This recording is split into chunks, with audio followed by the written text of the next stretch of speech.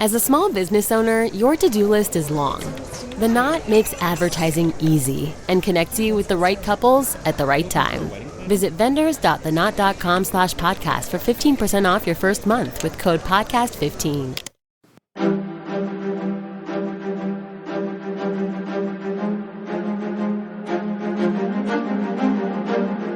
Hello, and thank you for listening to The History of World War II podcast, episode 164, Lenin's Trigger Man.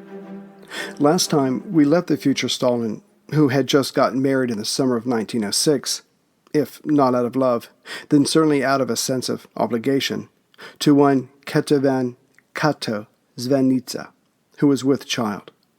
But because Koba was a wanted man, the marriage was not recorded on his wife's passport, as was required by law. Yet Stalin, even by this time, had earned many enemies, and one of them reported the event to the local gendarmerie, who arrested Kato for housing a revolutionary. At the time, the young woman was 4 months with child. The wife of Stalin would be incarcerated, the conditions of her imprisonment are not known, for just under 2 months. But as previously covered, she was not a peasant girl with no connections. When her fate was learned by her sister, Sachiko, she went straight to the top official's wife. This was not a cold call, to use a modern expression. Sachiko and Kato made dresses for the lady and used that connection to get Kato released, but only after a month and a half in jail. And yet the wife of Koba, the revolutionary, was not simply freed, but rather released into the custody of the police chief's wife. The sisters also made dresses for her, proving once again it's who and not what you know. Obviously, Koba could not visit his wife in jail, nor at the police chief's house. He, like all the other revolutionaries, due to Stolypin's persecutions, was constantly on the run.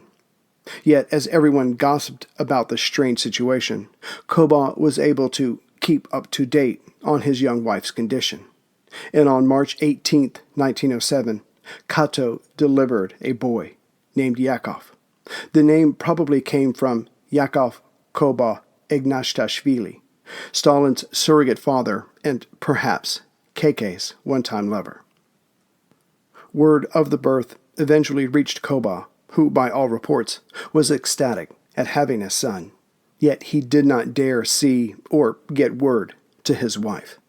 Besides, Koba's energy, passion, and it must be said, ambition, were still being harnessed for the good of the party, for the people, and against the Mensheviks. And Stalin was currently raising his position among the Caucasus socialists. Though the Georgian Mensheviks published many, if not most, of the revolutionary publications, Stalin, who had started to see the value of this medium, began to gather unto him what Bolshevik papers there were. First he became the editor of a Georgian Bolshevik periodical to gain his bona fides, but then went after more and more of them. One by one, many of them came under his control, and the former student found he had a gift in this area.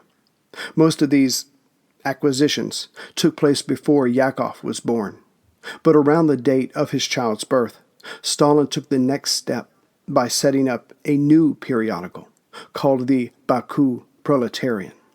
This venture was under the leadership of Koba, Serin Spenyarnan, and a few others who were also intellectuals.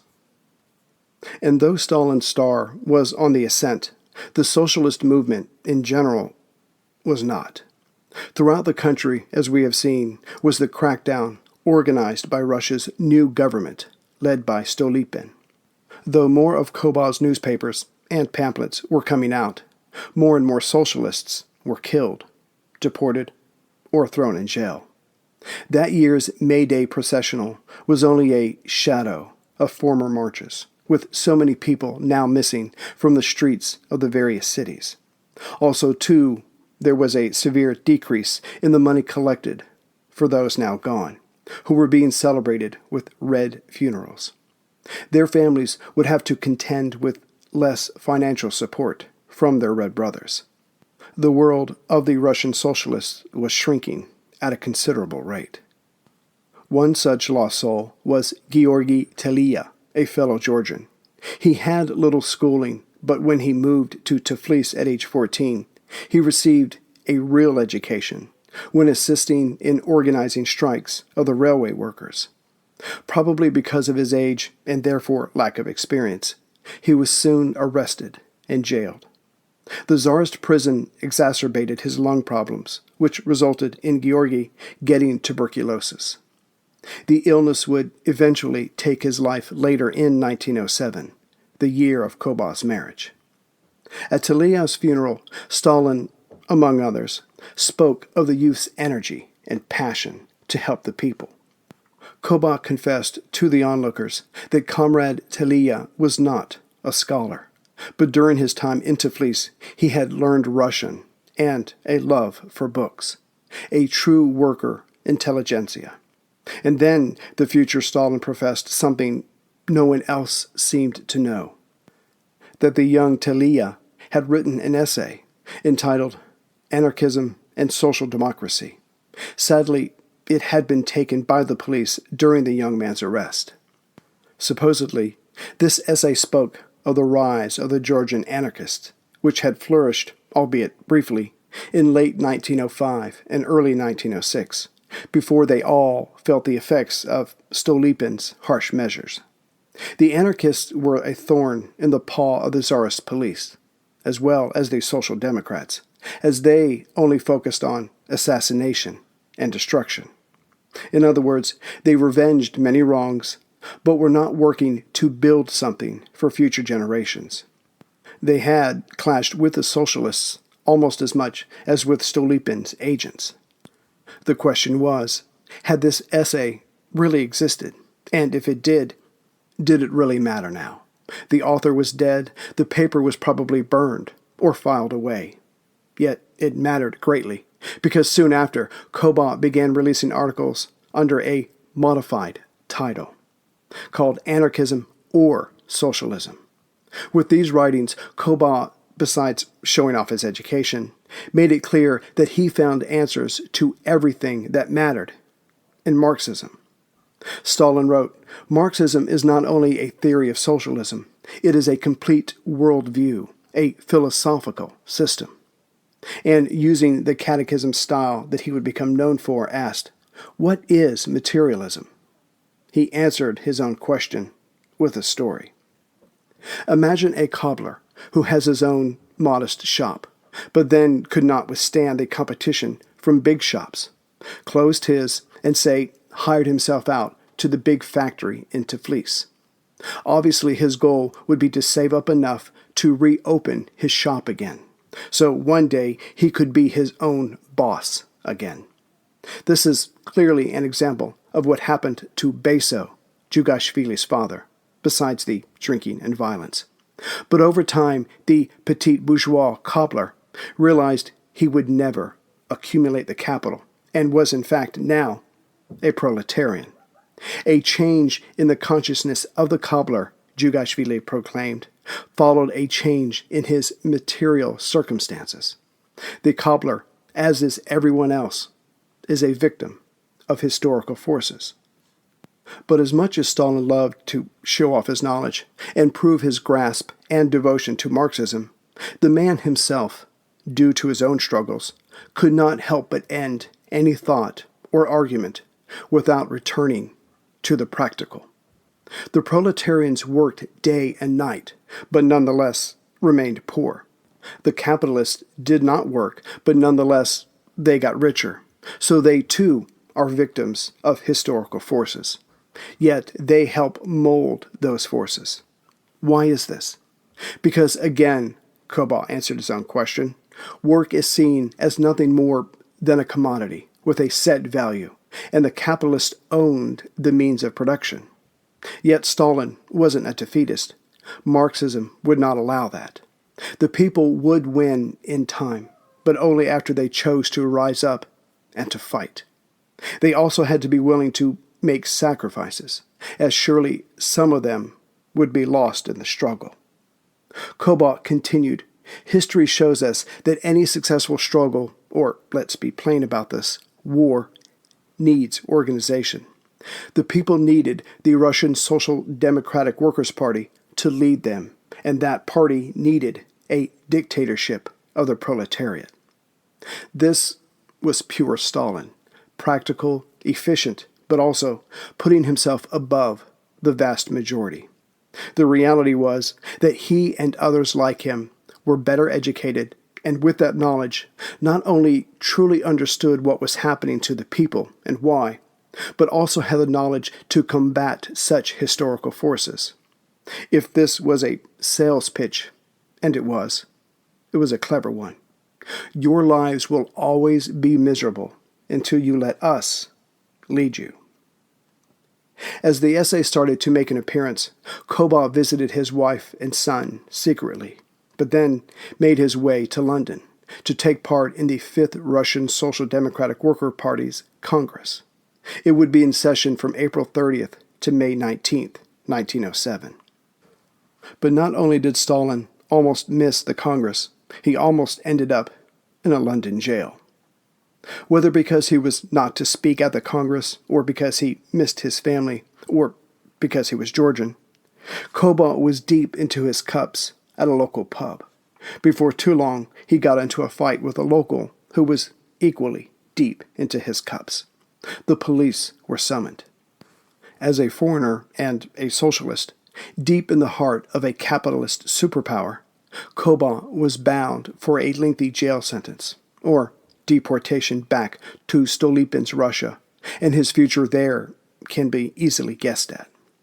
However, in stepped a quick-thinking and, fortunately, English-speaking Bolshevik, one Meyer Wallach, a.k.a. Maxim Litvinov.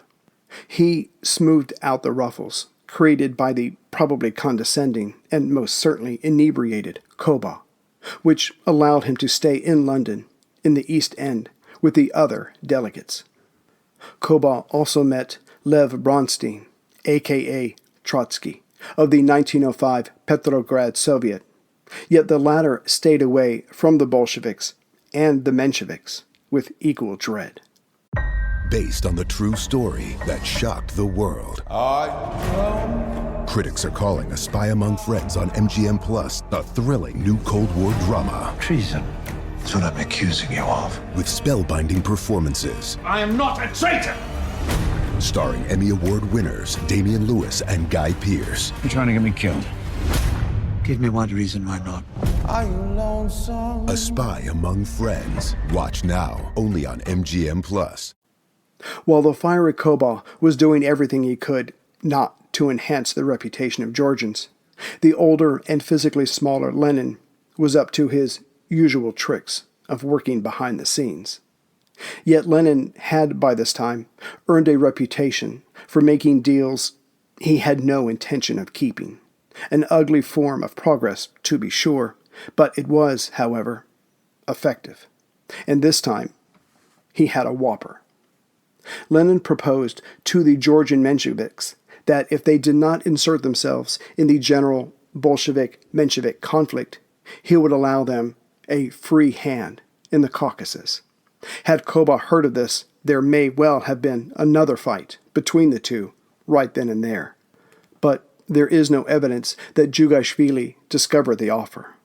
Clearly, Lenin was attempting to unlevel the playing field in this Russian party civil war.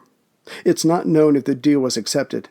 However, the ruthless Lenin probably would have not honored it anyways. Still, Stalin managed to make a splash by acting as if he were a formally recognized delegate. This upset the Mensheviks, which caused the leader of that faction, Martov, to ask aloud, "Who are these people? Where do they come from?" But at this moment, Lenin, probably sensing that the younger Koba could still be of some use to him, made another deal that allowed the Georgian to be recognized as a consultative delegate. When he returned to Baku in May of 1907, Koba wrote of the 5th Congress of the Russian Social Democratic Workers' Party for the Bolshevik underground newspaper, the Baku Proletarian. And picking back up the fight with the Mensheviks, He warned his brothers and sisters of the dominance of the other faction, which, he had to note, was littered with Jews. The solution to him was simple. It wouldn't hurt for us Bolsheviks to organize a program in the party. Clearly, the idea of brotherhood, expressed in 1905, when all Social Democrats were feeling the effects of persecution, was a thing of the past. But besides this, what would today be a bombshell, then not so much, was that Stalin wrote the article in Russian, not Georgian. It was his first such article in that language, and it is how he would express himself in writing from now on. There was no clear-cut reason given for this, but probably the young man still seeking to go higher up the chain was simply attempting to cast a wider net. After all, the Social Democrats had their largest basis in the northwest of Russia. St. Petersburg, Moscow, Poland, and even Latvia, and they were all European-dominated, which meant so too was his intended audience. His Georgian features and accent were enough of an obstacle for him. Anything he could do to minimize that was all to the good. But there had been more than just infighting, anti-Semitic taunts, and Koba coming back dressed as a European to the Fifth Congress. As the Congress had been dominated by the Mensheviks, they had decided and voted to change the party's tactics. No more would violence be used to try to overthrow the Tsar or get him to see reason. That wasn't going to happen. No, instead, the party would focus on a cultural war. They would build up workers' clubs, universities, and have members stand for the Duma to represent the people. True, the Duma, the only nonviolent avenue open to them just now, was hardly ever allowed to be in session, and anything Nicholas didn't like could be done away with. But literal fighting had accomplished little. The future had to be of a grassroots movement, again, just like the intellectuals had done before Koba's coming of age. So at the Congress, when the vote came for a more peaceful approach, Lenin and 34 other Bolsheviks voted no, but they had lost. Yet Lenin would, like so many other times, simply continue on with how he thought it best to proceed. Teaming up with one Leonid Krasin, an engineer and expert bomb maker, and the fiery Koba, Lenin planned his first large-scale gesture against the party's wishes. The day was June 13th, 1907, at the center of Tiflis during the day. And even though it was only one out of 1,723 robberies that year, the Georgian assault rocked the area to its core.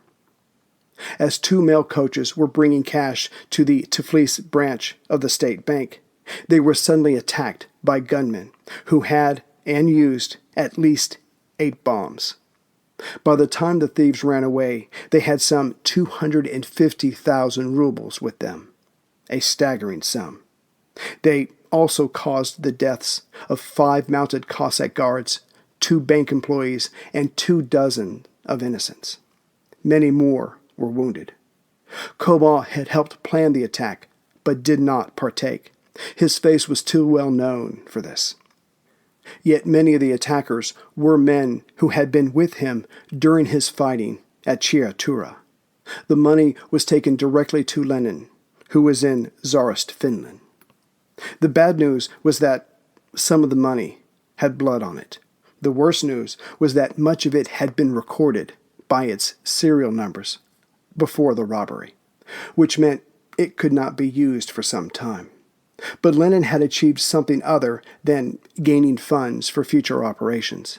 He made it hard for the Russian Socialist Democrats to stick to their decision of a peaceful approach to gaining power. Those socialists that hated Lenin and or Koba gave the authorities what information they could, which wasn't much. As the overall leader, Lenin only spoke to Koba, who, with his already established paranoia, only talked to the men taking part in the crime. Hence, the authorities got little useful information. But the Okranka knew enough of the socialist world to guess that Lenin was in on it. For his part, Lenin quickly figured out that they were onto him, so left Finland to go back to Europe in December of 1907.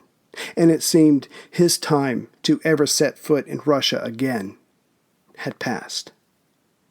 More besides, the men Lenin used to fence the stolen currency were quickly apprehended due to the marked bills. This started a more aggressive hunt for the Bolshevik leader, as well as 3 inter-party investigations. For clearly Lenin and his cronies could not be allowed to stay within the Social Democratic Party if this was how they were going to conduct themselves.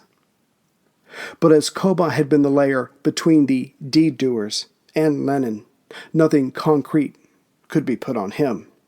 Yet a Tsarist postal clerk gave up information to the Mensheviks about Jugashvili, who was kicked out of the party, at least for a short spell. The details are fuzzy. But either way, the proud Koba now had to deal with having a reputation as a common criminal, a man who gets his hands dirty. And just as Lenin was no longer safe in Russian-controlled Finland, Stalin was no longer safe in Tiflis. He soon took his wife Kato, who had served her time under house arrest, and their son Yakov, and moved to Baku.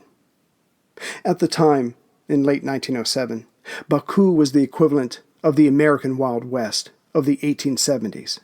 Power mattered. Laws, not so much. Oil was the main export. Indeed, Russia was serving up half of the world's needs, which meant the area was covered with minimally educated men who worked 12-hour shifts, got paid little, and then had part of that pay reduced even further for the food they ate, which, in short, left many of them aggravated and prone to start fights or to take from others in the name of survival. It didn't help that here the Swedish brothers Nobel and the Rothschilds were making fortune after fortune, either bringing up the oil or shipping it out. Their workers were exposed to many sorts of chemicals with little or no medical facilities. In fact, these 50,000 luckless souls had it much worse than those at Chiatura, and it would be here that Koba, recently arrived with his family, would focus on the next part of his career as an agitator and more besides. The capitalist and the Tsarist officials had to be taught a lesson that a new power was coming to Russia. But even for the workers who would not get in line, they too were equally dealt with. Not that Stalin got his hands dirty with such actions, but he soon led an even larger gang that spread propaganda, organized those who believed in their message, abducted those that could be ransomed, offered protection for those who could afford to pay, and even if they could not, stole merchandise from the docks, and when called for, when a pair of loose lips was discovered, probably by Stalin, made those people disappear. The question is, how did the future Stalin go from student to revolutionary, to elitist revolutionary, to an organizer of combat in Chiatura, to armed robbery and murder, to someone who felt disgusted by being labeled a common criminal, to actually becoming a common criminal? The short version of the answer is that Stalin had always been this man, but before this had saw himself as a future leader of the party, a thinker. And he was intelligent, he was well-read, but there was another part of him, one that had no trouble getting his hands dirty, albeit from a planning aspect only, when it was called for. Did he enjoy it? The answer cannot truly be known. The important thing is that Stalin was a Lenin and a soldier, all rolled into one. He could hold his own with anyone in discussing Marxism, but then turn around and plan a killing or kidnapping or violent robbery with the same confidence and energy. He was, in short, what the party needed, or rather, what Lenin needed. of this time period, Trotsky would later write, on the basis of the Tiflis expropriations, the word used for political terror, Lenin valued Koba as a person capable of going or conducting others to this end. And during the years of reaction, the very terrorist acts, the future Stalin belonged to Lenin, not to those thousands who quit the party, but to those few hundreds who, despite everything, remained loyal to it. In Baku, Koba finally got to be the type of revolutionary he had always wanted to become, since leaving the Tiflis Seminary School, a man of words and ideas, but also of action. But the lawless area would fight back in its own way. Before the year was out, Koba's wife, Kato, grew sick, and then sicker. She was bleeding from her bowels from typhus or tuberculosis, and nothing that they could do would stop the flow of blood. She died in December of 1907. During her funeral, the devastated husband tried to throw himself into his wife's grave, as if to follow her, to apologize, and make up for all the time he had spent away. To one friend, Stalin said, "My personal life is damned." But the next moment, he was all but giving Yakov, his son, away to Kato's mother and sisters. Koba would not see his child for another 14 years, and yet his life was about to get worse. Just months after the death of Kato, Djugashvili, probably due to simply not caring, was found by the authorities and thrown in jail. This was March of 1908. Reverting to form, now that he had nothing to do or plan, Koba read. But his time was not without stress. He had to stay wary of those who wanted to hurt him, or worse, as word got out that after he was arrested, more socialist brothers were found in their, until then, unknown hiding holes. Had Koba snitched on his peers to gain favor with the authorities? The answer cannot be known conclusively, but that doesn't matter. Rumors were enough to get a knife stuck into his back. Before 1908 was out, Stalin would be moved to a true hellhole. The open-air prison of Solichektovsk, an old fur trading post, hundreds of miles northeast of St. Petersburg. And there, with Stalin, were 500 of the worst criminals Russia had produced. But before anyone could attempt to wring the truth from Koba about his peers' sudden arrests, Mother Nature got to him first. Succumbing to typhus, Koba found himself struggling to keep warm, and then just to survive, something he could not have done on his own. So he impressed and wooed one Tatiana Skuhova, a fellow prisoner, who tended to him. Soon Stalin pulled back from death, spending many days in bed, reading, of course. Tatiana would later say when Koba was not reading, he liked to laugh at our weaknesses. This was the real Stalin, sick, possibly being hunted, yet still thinking of himself as superior and looking down on everyone else and mocking their existence. But if the young revolutionary could have spared a moment to look at himself, he could have well laughed at his own predicament. His wife was dead, his son lost to him through his own actions, the glorious days of Batum, the fighting in Chiatura, and then Tiflis, and then in Baku, going to the party congresses of 1905, 06, and 07, his rise in the party, getting ever closer to Lenin, were all gone, and what's more, now seemed all for nothing.